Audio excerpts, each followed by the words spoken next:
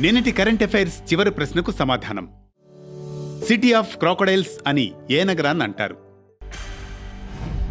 గుజరాత్లోని వడోదరాను city of crocodiles అని పిలుస్తారు. ఈ నగరం మీదుగా ప్రవహించే విశ్వామిత్రి నది మొసళ్లకు అనుకూలమైన వాతావరణాన్ని కల్పిస్తోంది. అందుకే ఆ నది ఒడ్డున సమీప ప్రాంతాల్లో ఎక్కువగా మొసళ్లు కనిపిస్తాయి. వడోదరాలోని ఈ నదీ తీరం సహా సమీప ప్రాంతాల్లో దాదాపు 300 మొసళ్లు ఉంటాయని అంచనా.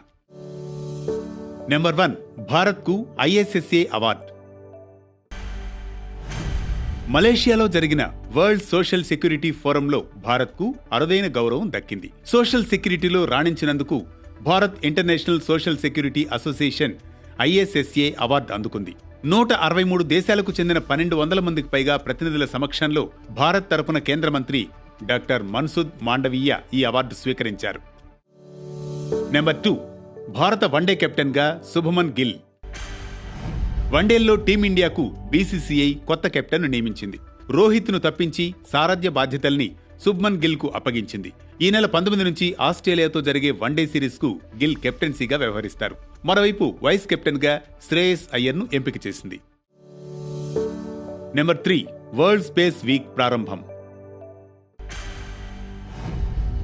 ఇవాల్టి నుంచి అక్టోబర్ 10 వరకు వరల్డ్ స్పేస్ వీక్ జరగనుంది.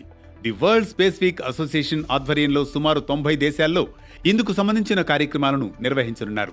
సైన్స్ అండ్ టెక్నాలజీలో మనిషి చేస్తున్న కృషికి, సాధిస్తున్న పురోగతికి గుర్తుగా ఈ స్పేస్ వీక్ ను నిర్వహిస్తున్నారు. నెంబర్ 4, సెప్టెంబర్లో 1.89 లక్షల కోట్ల రూపాయల GST కలెక్షన్లు. సెప్టెంబర్లో GST రూపంలో కేంద్రానికి వచ్చిన ఆదాయం 1.89 లక్షల కోట్లకు చేరింది. ఆగస్టుతో పోలిస్తే ఇది 1.5% గ్రోత్ కాగా, గత ఏడాది ఇదే నెలతో పోలిస్తే ఇది 9.1% వృద్ధి చెందింది. GST 2.0 కింద స్లాబుల్లో కోత విధించినప్పటికీ వసూళ్లు తగ్గకపోవడం గమనార్హం. నెంబర్ 5, హైవేలపై QR సైన్ బోర్డులు. వాహనదారుల సౌకర్యార్థం జాతీయ రహదారులపై NHAI QR కోడ్ సైన్ బోర్డులు ఏర్పాటు చేయనుంది. ఇందులో highway patrol, toll manager, project manager, emergency number మొదలైన వివరాలు సహా సమీపాన ఉన్న ఆసుపత్రులు, పెట్రోల్ పంప్స్, పోలీస్ స్టేషన్లు, రెస్టారెంట్లు, వెహికల్ రిపేర్ షాప్స్ వివరాలను కూడా పొందుపరచనుంది.